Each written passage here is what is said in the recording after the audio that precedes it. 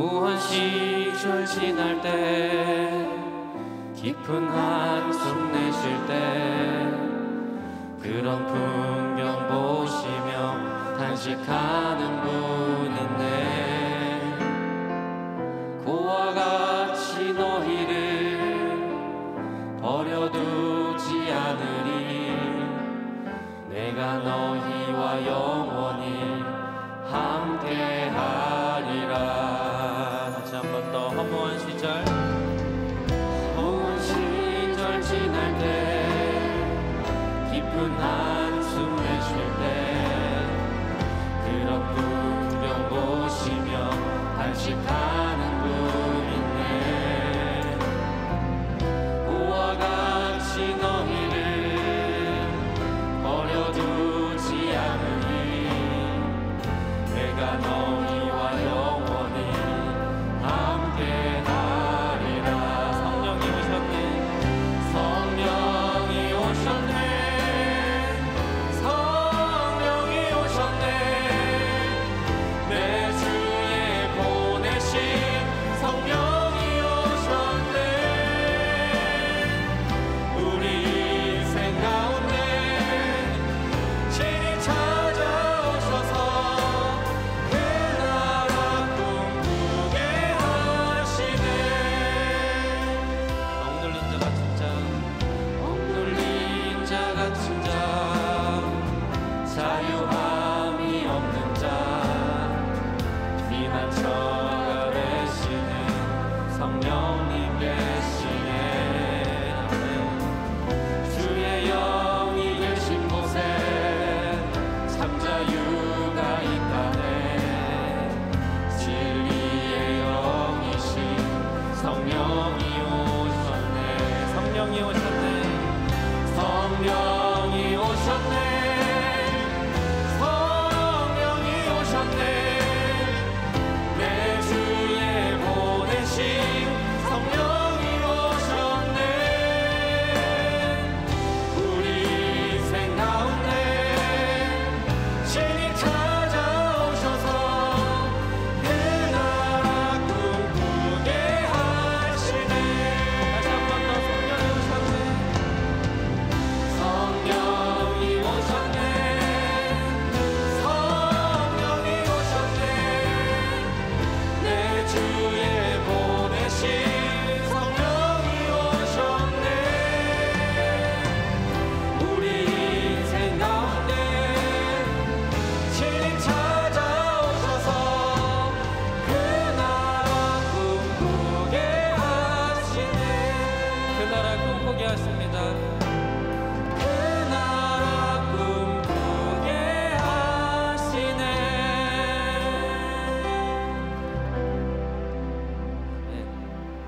컨텐츠 팀 다이안 나오셔서 기도해 주시겠습니다.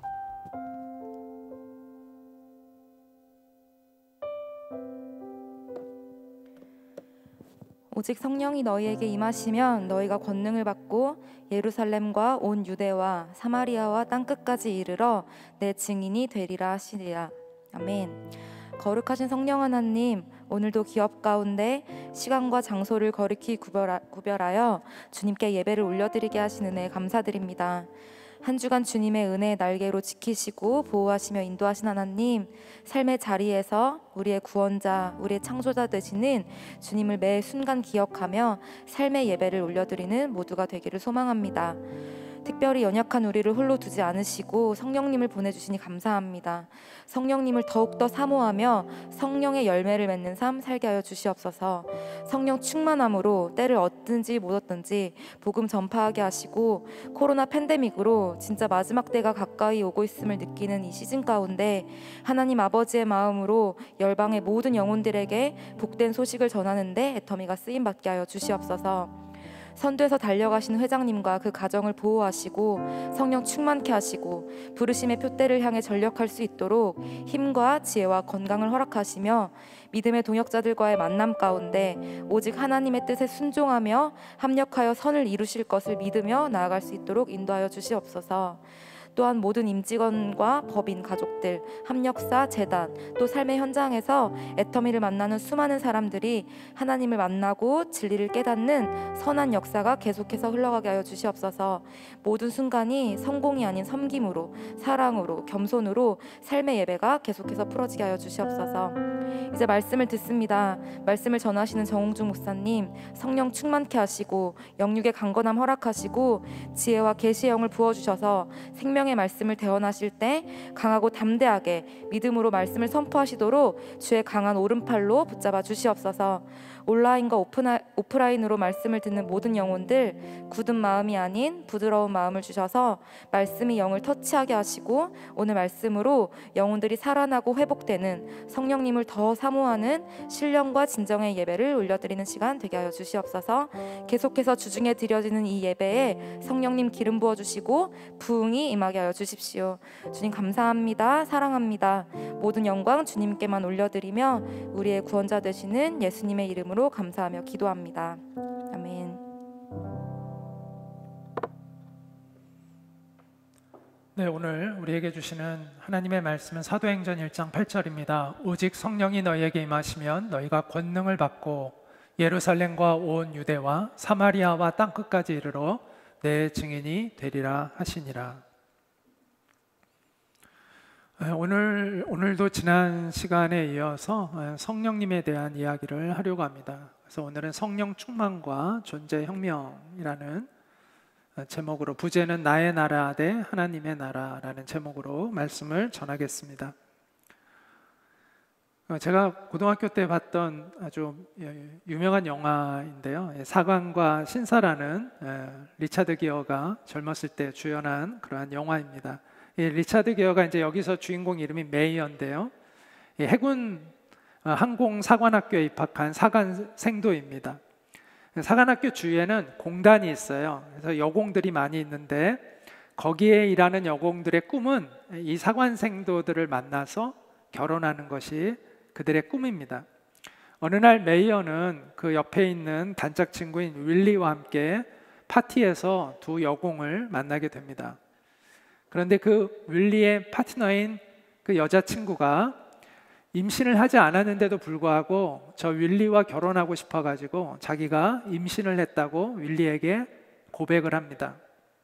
윌리는 명문가의 집안에서 자라났어요. 어마어마한 집안의 아들이에요. 부모님의 기대 속에서 성장을 해왔고 부모님이 원해서 저 사관생도가 된 사람입니다. 그런데 이제는 그 집에서 그런 여공을 그 아내로 맞이하는 걸 용납할 리가 없겠죠. 그래서 고민을 하다가 이제 자기가 부모와 독립하기로 결심을 합니다. 부모님과 이제 완전히 부모님의 품에서 떠나서 이제 자기의 인생을 살고 그 여인과 결혼하기로 이제 결심을 해요. 그래서 사관생도도 이제 포기를 합니다. 그리고 부모님에게 이제 자기가 사랑하는 여인과 결혼을 하기로 이제 결심을 해서 알리고 반지를 사가지고 그 여인에게 가서 이렇게 반지를 전해줍니다. 결혼하자고 이렇게 얘기를 하니까 여자가 너무 막 좋아해요. 그런데 윌리가 자기가 이제 사관학교를 그만뒀다는 이야기를 하니까 갑자기 표정이 어두워집니다. 그러면서 윌리에게 내가 임신한 것은 거짓말이었다라고 그렇게 이야기를 합니다. 그 배신감과 충격에 쌓인 이 윌리는 모텔방에 가서 그 반지를 자기 목구멍에 집어넣고 목을 메어 목숨을 스스로 끊습니다. 왜 그녀는 거짓 임신을 하면서까지 그토록 결혼하려고 애썼던 윌리를 갑자기 배신한 것일까요? 그것은 자기의 기대와 다른 사람이 되었기 때문입니다.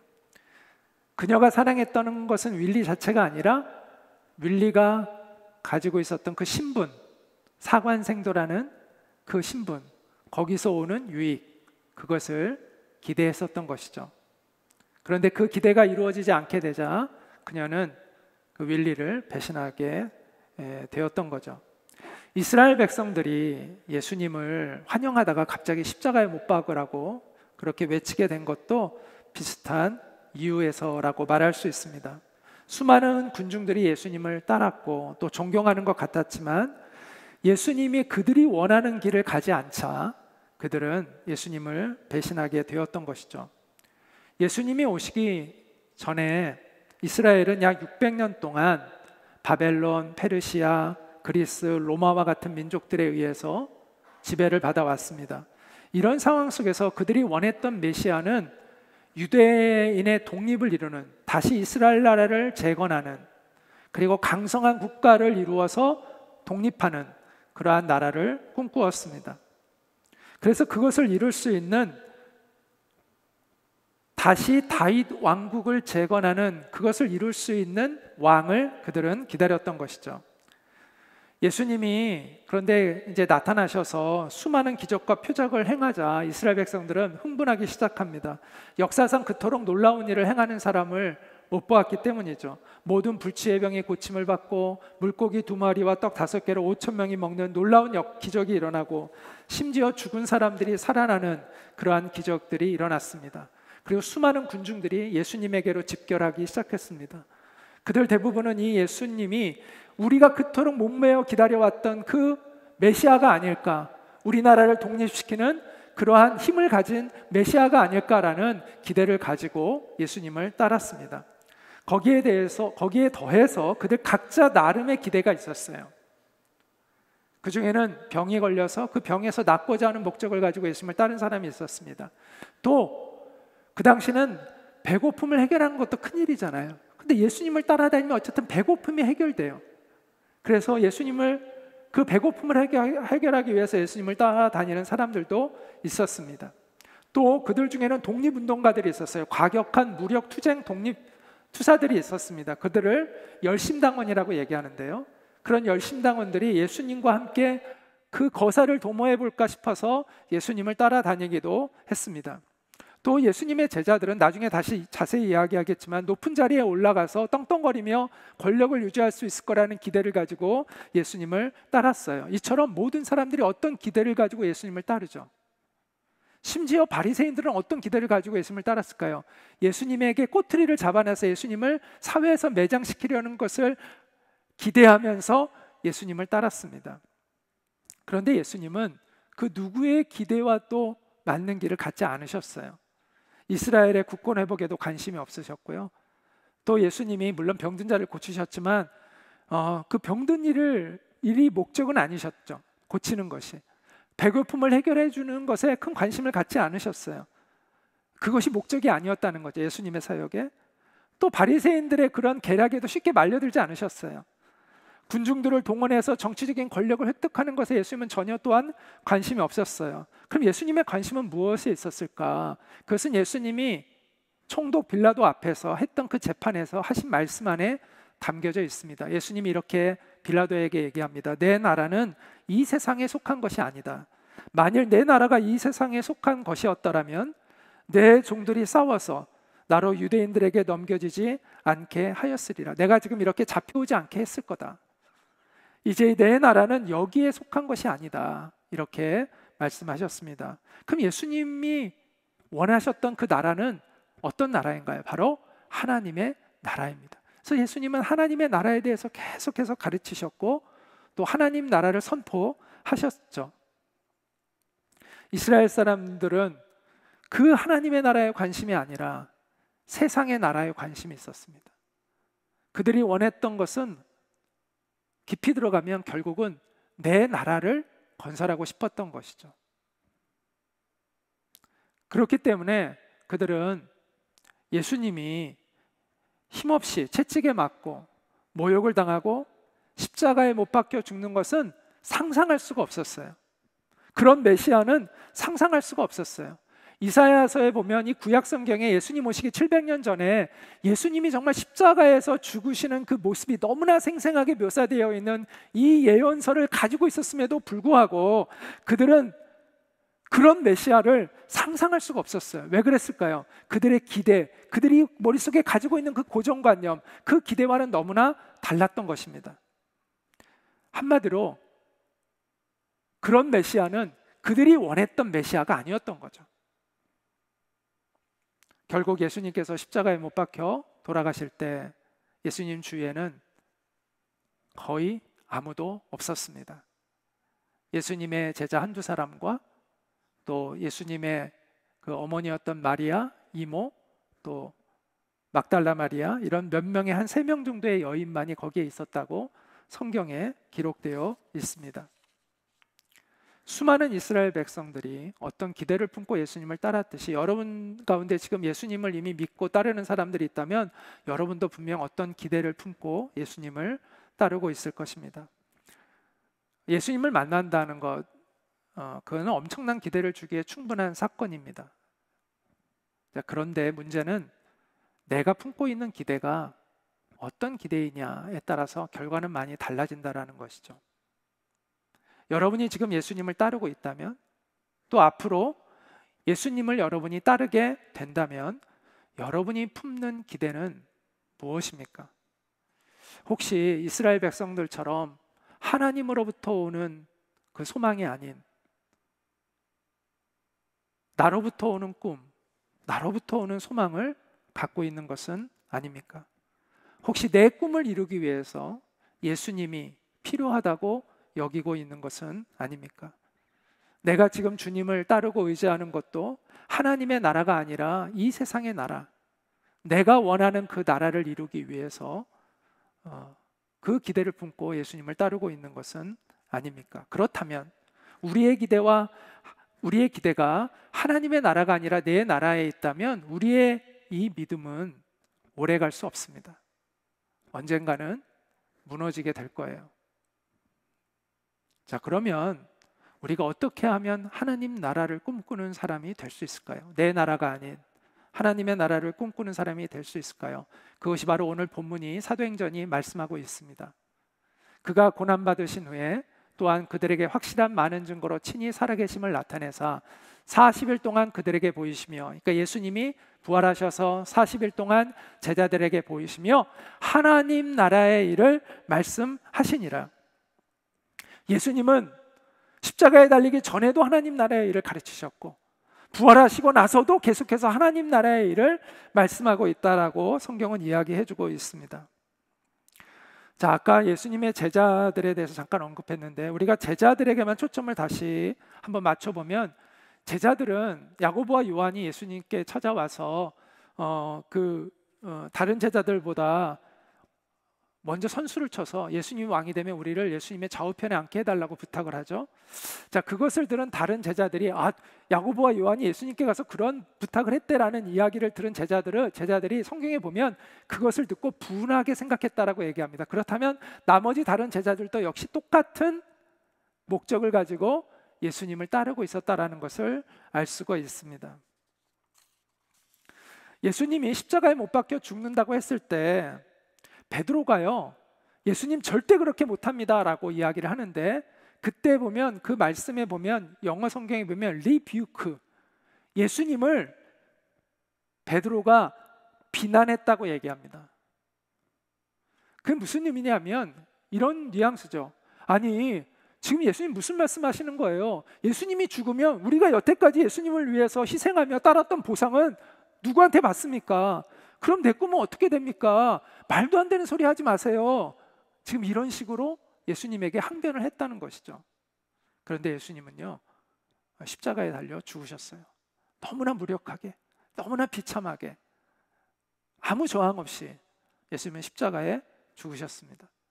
어쩌면 제자들은 마지막에도 반전이 뭔가 있지 않을까, 그 엄청난 예수님이 기적을 행하셨는데 예수님이 그냥 저렇게 그냥 죽으실까? 뭔가 놀라운 반전이 있지 않을까 기대했지만 그런 반전이 없었습니다. 이제 제자들은 두려움에 떨었습니다. 우리도 예수님을 따랐다는 이유로 저렇게 잔인한 죽음을 당하게 되는 것은 아닐까? 그들은 공포와 두려움에 숨어 들어갔습니다. 그런데 그들에게 놀라운 소문이 들리죠. 예수님이 부활하셨다는 거예요. 믿을 수 없는 얘기죠.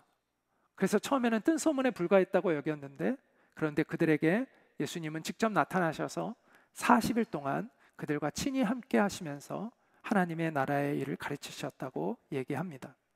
우리가 근데 여기서 본문을 주의 깊게 살펴보면, 오늘 사도행전 1장을 잘 주의 깊게 보면 예수님과 제자들 사이에 엇박자가 나는 것을 보게 됩니다. 예수님은 하나님 나라의 일을 가르치셨는데 제자들은 뭐라고 이야기하냐면 이스라엘 나라를 회복하심이 이때니까 묻습니다. 그들은 아직도 계속 이스라엘 나라의 회복을 꿈꾸고 있는 거예요. 예수님이 살아나셔서 그들 안에 다시 희망이 일어납니다. 그런데 그 희망은 과거에 가졌던 그 야망이에요. 이스라엘의 나라, 결국은 내가 떵떵거릴 수 있는 나라, 내가 권력을 쥐게 되는 나라, 내가 사람들 앞에 나를 자랑할 수 있는 그런 나라를 그들은 꿈꾸고 있는 겁니다. 물론 그들이 정말 독립을 바라는 애국심도 있었겠죠. 그러나 그 애국심은 겉으로 나타내지만 그 뒷면에는 자기의 나라를 이루고자 하는 그 욕망이 저 이스라엘 나라를 회복하심이 이때이니까라는 그 제자들의 말 속에 담겨 있는 것이죠. 예수님, 이제 우리가 예수님을 따라다닌 그 보상을 받는 그날이 온 겁니까? 우리가 세상 사람들 앞에 당당하게 권력을 가지고 자리매김할 수 있는 그런 시대가 이제 우리 앞에 다가온 겁니까? 라고 묻고 있는 것이죠. 예수님은 하나님 나라의 일을 말씀하시고 제자들은 계속 이스라엘 나라를 이야기합니다. 그런데 예수님은 제자들을 책망하시지 않습니다. 아직은 못 알아들으니까. 대신 이렇게 얘기하세요. 이르시되 때와 시기는 아버지께서 자기의 권한에 두셨으니 너희가 알 바 아니요. 너희가 지금 이스라엘 나라의 독립을 얘기하는데 그것은 하나님 아버지의 권한에 두셨으니 너희가 지금 알 바가 아니고, 너희가 상관할 바가 아니고, 그 다음 이제 9절이 중요하죠. 오직 성령이 너희에게 임하시면 너희가 권능을 받고 예루살렘과 온 유대와 사마리아와 땅끝까지 이르러 내 증인이 되리라. 이렇게 말씀하셨습니다. 이 말씀은 제자들을 이스라엘 나라에 갇혀서 살고 있는 그들을 하나님 나라의 차원으로 깨우시는 말씀입니다. 그 말씀을 좀 풀어보면 이런 얘기죠. 나는 너희를 이스라엘 나라를 위해서 부른 게 아니라 하나님 나라를 위해 불렀다. 내가 다스릴 하나님의 나라는 세상적인 나라가 아니라 영적인 나라, 성령을 받아야만 알 수 있는 나라다. 내가 이루는 하나님의 나라는 이스라엘에 국한된 나라가 아니라 세계적인 나라가 될 것이다. 내 나라는 예루살렘에서부터 땅 끝까지 덮게 될 것이다. 나는 너희를 바로 이 하나님 나라의 증인이 되도록 불렀다. 예수님의 말씀대로 제자들은 오순절 열흘이 지나서, 예수님이 승천하시고 열흘이 지나서 약속한 대로 성령을 받습니다. 그때 비로소 그들은 이제 하나님 나라의 비전을 품게 됩니다. 그리고 하나님 나라의 꿈을 꾸게 되자 그들이 과거에 꿈꿔왔던 내 나라의 그 꿈들이 얼마나 초라했던 것인가를 비로소 그들은 알게 됩니다. 그 이후로 그들은 이제 더 이상 과거의 그들이 아니었습니다.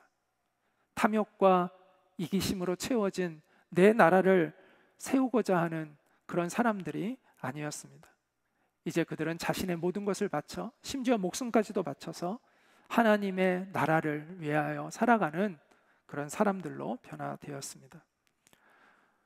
제가 여러분에게 제가 가지고 있는 5만 원권 지폐와 여러분의 1만 원권 지폐를 바꾸자고 한다면 여러분은 기꺼이 바꾸겠죠. 왜냐하면 여러분은 가치를 아니까요. 돈의 가치를 알잖아요. 그런데 돈의 가치를 모르는 어린아이에게, 5만 원권을 한 번도 사용해 본 적이 없는 어린아이에게 제가 5만 원권과 그 아이가 가지고 있는 1만 원권을 바꾸자고 하면 그 아이는 안 바꿀 수 있어요. 왜냐하면 자기가 알고 있는 최고의 돈은 10,000원이거든요. 그 아이는 5만 원의 가치를 몰라서 그것을 저의 제안을 거부할 수가 있어요.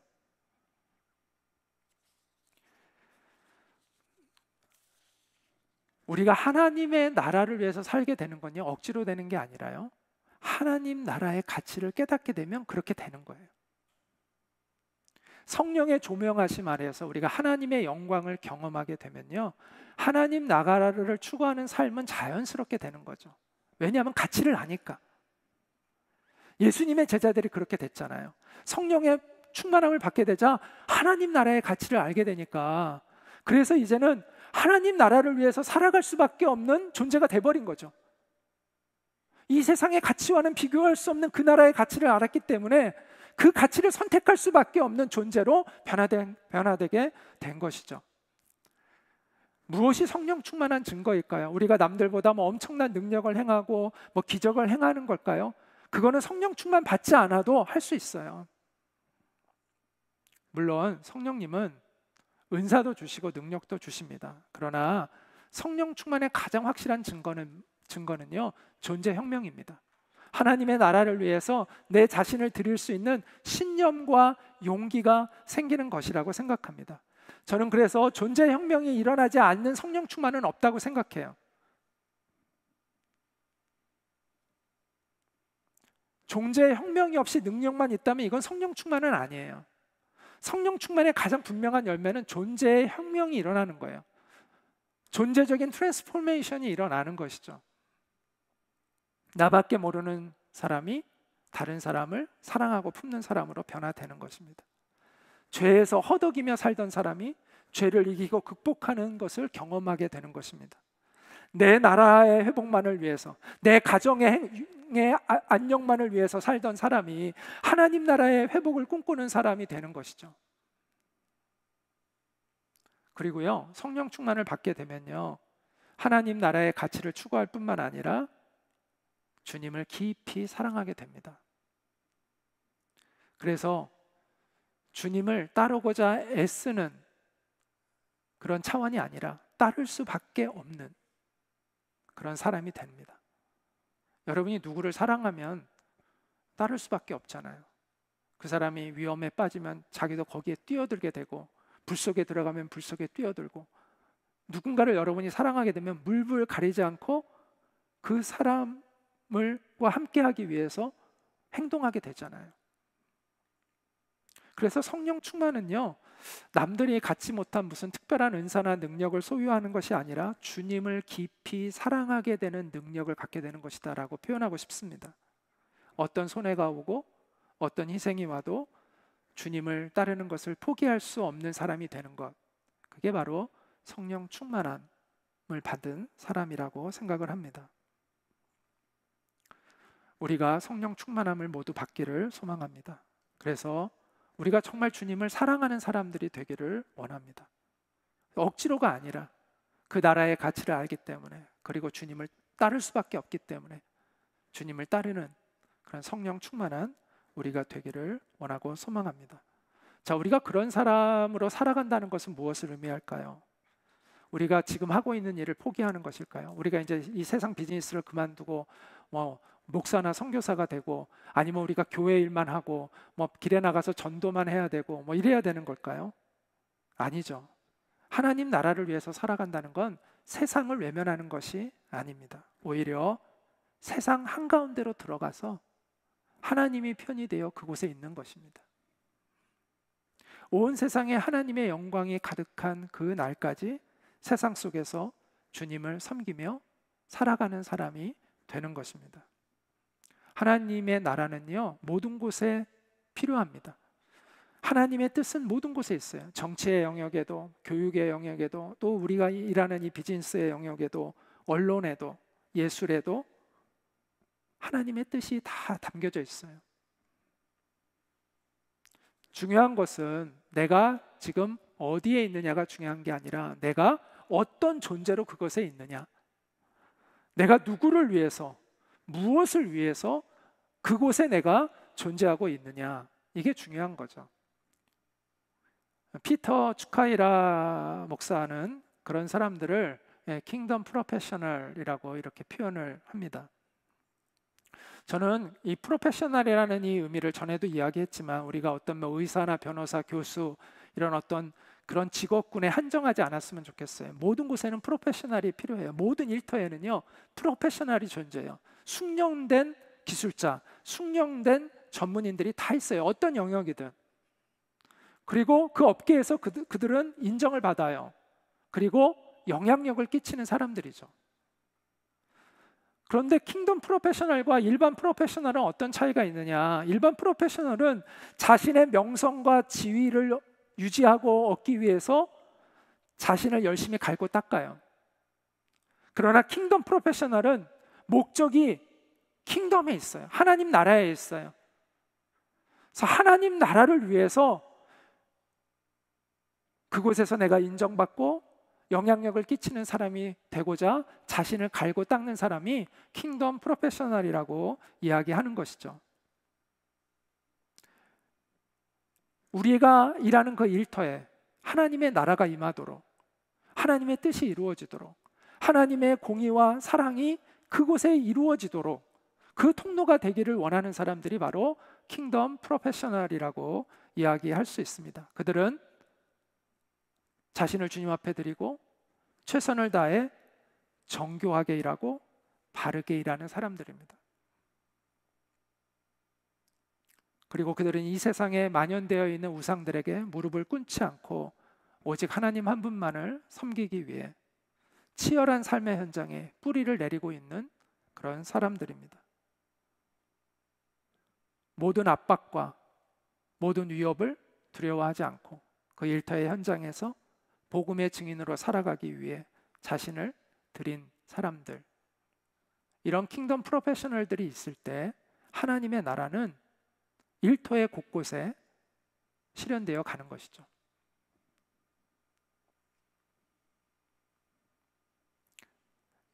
여러분의 마음속에 이런 킹덤 프로페셔널의 꿈이 일어나기를 바랍니다. 성령님이 우리 가운데 오시면요, 우리의 존재를 변화시켜 주십니다. 그리고 우리의 가치관, 우리의 꿈, 우리의 비전을 변화시켜 주십니다. 그리고 성령님께서는 그 하나님 나라의 꿈을 이룰 수 있는 힘과 지혜와 능력도 공급해 주십니다. 성령이 너희에게 임하시면 너희가 권능을 받고, 이렇게 얘기했잖아요. 권능을 받고 능력을 주신다는 것이죠. 성령님이 주시는 능력은요, 종교적인 영역에 제한되어 있지 않습니다. 이 세상의 모든 지혜와 지식의 원천은 하나님이시잖아요. 하나님의 영이신 성령님이 우리 안에 오셔서 그 하나님의 나라에 합당한 존재로 우리를 변화시켜 주실 뿐만 아니라 우리가 살아가는 우리의 이 삶의 현장에서 우리가 효과적인 복음의 증인이 되도록, 능력 있는 복음의 증인이 되도록 우리에게 힘과 능력을 또한 공급해 주십니다. 지난 시간에 성령님은 우리에게 외적 충만도 주시고 내적 충만도 주신다고 얘기했잖아요. 같은 맥락이죠. 우리의 존재를 변화시켜 주시고 또 효과적인 증인이 될 수 있도록 능력을 우리에게 주십니다. 그 성령의 충만함을 갈망하는 우리가 되기를 원합니다.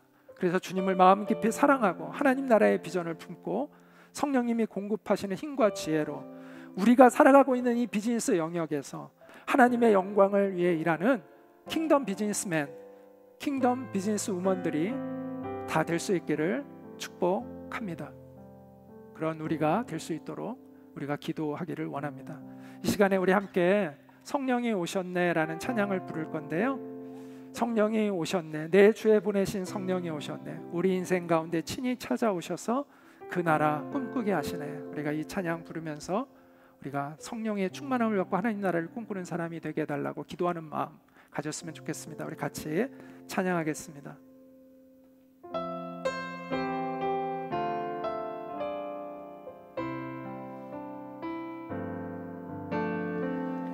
무한 시절 지날 때, 깊은 한숨 내쉴 때, 그런 풍경 보시며 안식하는 분 있네. 그와 같이 너희를 버려두지 않으리. 내가 너희와 영원히 함께하리라. 억눌린 자 같은 자, 억눌린 자 같은 자, 자유함이 없는 자, 비난처가 되시는 성령